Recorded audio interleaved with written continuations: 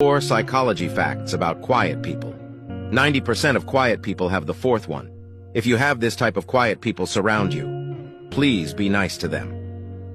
1. Quiet people talk a lot inside. They might not say much out loud, but inside their minds, they're full of thoughts and dreams. It's like a busy conversation that only they can hear. 2. They speak in thoughts and heart.